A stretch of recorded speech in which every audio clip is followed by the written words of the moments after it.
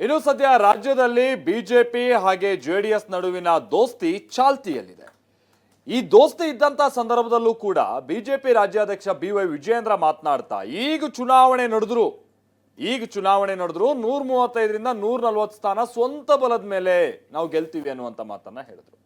ಇದಕ್ಕೆ ತಕ್ಕ ಹಾಗೆ ಮತ್ತೊಂದು ಕಡೆ ಜೆಡಿಎಸ್ ವರಿಷ್ಠರು HD ದೇವೇಗೌಡರು ನಾವು ಸ್ಥಳೀಯ ಸಂಸ್ಥೆಗಳ ಚುನಾವಣೆಗೆ ಸಂಬಂಧಪಟ್ಟ ಹಾಗೆ ಅಥವಾ ಈಗ ಏನು ತಾಲೂಕು ಅಥವಾ ಜಿಲ್ಲಾ ಪಂಚಾಯತಿ ಚುನಾವಣೆಗೆ ಸಂಬಂಧಪಟ್ಟಂಗೆ ನಾವು ಇದರಲ್ಲೆಲ್ಲ ದೋಸ್ತಿ ಇಲ್ಲ ಅನ್ನುವಂಥ ವಿಚಾರವನ್ನ ಹೇಳಿದ್ರು. ಹಾಗಾಗಿ ಇವ್ರ ದೋಸ್ತಿ ಯಾವ ಮಟ್ಟಕ್ಕೆ ಬರ್ತಾ ಇದೆ ಅನ್ನುವಂಥ ವಿಚಾರವಾಗಿ ಪ್ರಶ್ನೆ ಹೇಳೋದಕ್ಕೂ ಕೂಡ ಕಾರಣ ಆಯಿತು.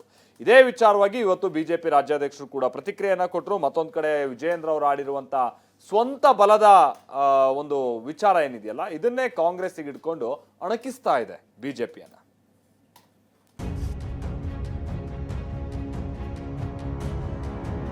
ಸ್ಥಳೀಯ ಸಂಸ್ಥೆಗಳಲ್ಲಿ ನಾವು ಸೀಟ್ನ ಹೊಂದಾಣಿಕೆ ಮಾಡಿಕೊಳ್ಳೋದ್ರ ಬಗ್ಗೆ ಅಸಾಧ್ಯ ಆಗಿದೆ. ಲೋಕಲ್ ಬಾಡಿ ಚುನಾವಣೆಗೆ ಮೈತ್ರಿ ಇರೋದಿಲ್ಲ ಅಂತೇಳಿ ನಾವು ಎಲ್ಲೂ ಕೂಡ ಉಲ್ಲೇಖ ಮಾಡಿಲ್ಲ.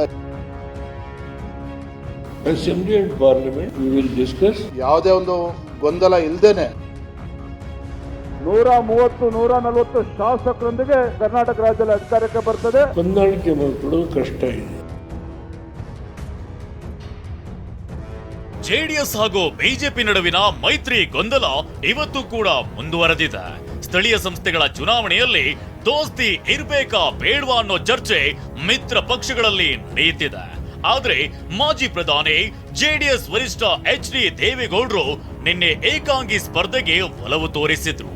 ಬಿಜೆಪಿ ಜೊತೆಗಿನ ಸೀಟು ಹಂಚಿಕೆ ಅಸಾಧ್ಯ ಎನ್ನುವ ಮೂಲಕ ದೂರ ಉಳಿಯುವ ಬಗ್ಗೆ ಮಾತನಾಡಿದ್ರು. ಇದಕ್ಕೆ ಇವತ್ತು ಪ್ರತಿಕ್ರಿಯಿಸಿರೋ ವಿಜಯೇಂದ್ರ ಬಿಜೆಪಿ ಜೆಡಿಎಸ್ ವರಿಷ್ಠರ ತೀರ್ಮಾನಕ್ಕೆ ಬದ್ಧ ಎನ್ನೋ ಮೂಲಕ ನಿರ್ಧಾರವನ್ನ ಹೈಕಮಾಂಡ್ ಅಂಗಳಕ್ಕೆ ತಳ್ಳಿದ್ದಾರೆ. ಸ್ಥಳೀಯ ಸಂಸ್ಥೆಗಳಲ್ಲಿ ನಾವು ಸೀಟ್ನ ಹೊಂದಾಣಿಕೆ ಮಾಡಿಕೊಳ್ಳೋದ್ರ ಬಗ್ಗೆ ಅಸಾಧ್ಯ ಆಗೋದಿಲ್ಲ. ನಮ್ಗೆ ಎಲ್ಲಿ ಶಕ್ತಿ ಇದೆಯೋ ಅಲ್ಲಿ ನಾವು ಜಿಲ್ಲಾ ಪಂಚಾಯತಿ, ತಾಲೂಕ್ ಪಂಚಾಯತಿ, ನಗರಸಭೆ, ನಗರ ಪಾಲಿಕೆ ಇಲ್ಲಿ ನಾವು ಹೊಂದಾಣಿಕೆ ಮಾಡಿಕೊಳ್ಳೋದು ಕಷ್ಟ ಇದೆ. ಲೋಕಲ್ ಬಾಡಿ ಚುನಾವಣೆಗೆ ಮೈತ್ರಿ ಇರೋದಿಲ್ಲ ಅಂತೇಳಿ ನಾವು ಎಲ್ಲೂ ಕೂಡ ಉಲ್ಲೇಖ ಮಾಡಿಲ್ಲ, ಎಲ್ಲೂ ಕೂಡ ಹೇಳಿಕೆನ ಕೊಟ್ಟಿಲ್ಲ. ಅಂತಿಮವಾಗಿ ನಮ್ಮ ಪಕ್ಷದ ವರಿಷ್ಠರು ಮಾಜಿ ಪ್ರಧಾನಮಂತ್ರಿಗಳಾಗಿರ್ತಕ್ಕಂಥ ದೇವೇಗೌಡಜಿಯವರು, ಮಾಜಿ ಮುಖ್ಯಮಂತ್ರಿಗಳಾಗಿರ್ತಕ್ಕಂಥ ಕುಮಾರಸ್ವಾಮಿ ಅವರು ಎಲ್ಲರೂ ಕೂತು ಏನು ಚರ್ಚೆ ಮಾಡಿ ಅಂತಿಮವಾಗಿ ತೀರ್ಮಾನ ತೆಗೆದುಕೊಳ್ತಾರೆ, ಅದಕ್ಕೆ ನಾವು ಬದ್ಧರಾಗಿರ್ತೇವೆ.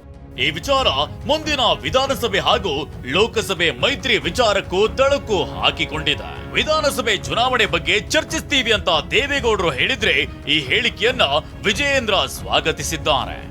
ಸ್ಥಳೀಯ ಸಂಸ್ಥೆಗಳಲ್ಲಿ ಸೀಟ್ ಹಂಚಿಕೆ ಮಾಡ್ಕೊಳ್ಳಿಕ್ಕೆ ನಾವು ಮೋದಿಯವರ ಹತ್ರ ಕೂತ್ಕೊಂಡು, ಶಾ ಹತ್ರ ಕೂತ್ಕೊಂಡು ಈ ದೇಶದ ಹಲವಾರು ಸಮಸ್ಯೆಗಳಿರುತ್ತೆ, ಅದರಲ್ಲಿ ಇದನ್ನು ತಗೊಂಡೋಗಿ ಇಲ್ಲಿ ಲೋಕಲ್ ಬಾಡಿ ಎಲೆಕ್ಷನ್ ವಿಷಯ ಚರ್ಚೆ ಮಾಡಲಿಕ್ಕಾಗಲ್ಲ.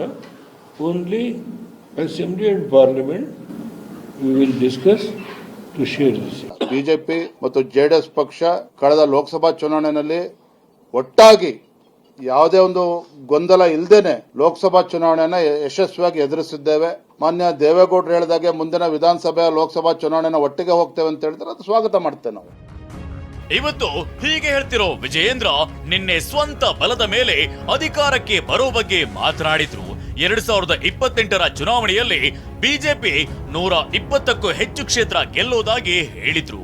ಈ ಮಾತಿಗೆ ತಿರುಗೇಟು ಕೊಟ್ಟ MB ಪಾಟೀಲ್ ಆವಾಗ ರಾಜ್ಯಾಧ್ಯಕ್ಷರಾಗಿ ನೀವೇ ಇರೋದಿಲ್ಲ ಅಂತ ಲೇವಡಿ ಮಾಡಿದ್ದಾರೆ.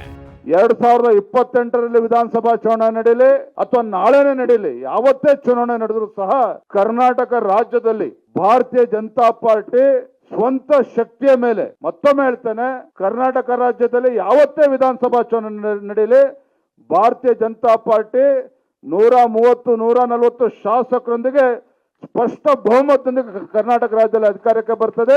2028ರಾಗ ನೋಡೋಣಂತೆ. ಅವಾಗ ನೀವು ಇರಂಗಿಲ್ಲ, ಆ ಮಾತು ಬೇರೆ.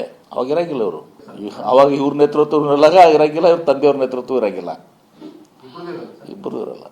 ನೋಡ್ಕೊಂಡು ಬರ್ಕೊಂಡ್ಕೊಳ್ಳಿ. ನೀವು ನಾನು ಹೇಳಿದಿನಲ್ಲ, ಬರ್ಕೊಂಡು ಇಟ್ಕೊಂಡ್ಬಿಡಿ. ತಾರೀಕು ಎಷ್ಟು? 27 ಡಿಸೆಂಬರ್ 2025 ಬರ್ಕೊಂಡ್ಬಿಡಿ ನೀವು. ಬಿಜೆಪಿ ಜೆಡಿಎಸ್ ನಡುವೆ ಮೈತ್ರಿ ಕುರಿತಾದ ಮಾತುಕತೆ ಜೋರಾಗಿದೆ. ಈ ನಡುವೆ ವಿಜಯೇಂದ್ರರ ಸ್ವಂತ ಬಲದ ಮಾತಿಗೆ ಕಾಂಗ್ರೆಸ್ ವ್ಯಂಗ್ಯವಾಡ್ತಿದೆ. ಸುನೀಲ್, TV9 ಬೆಂಗಳೂರು.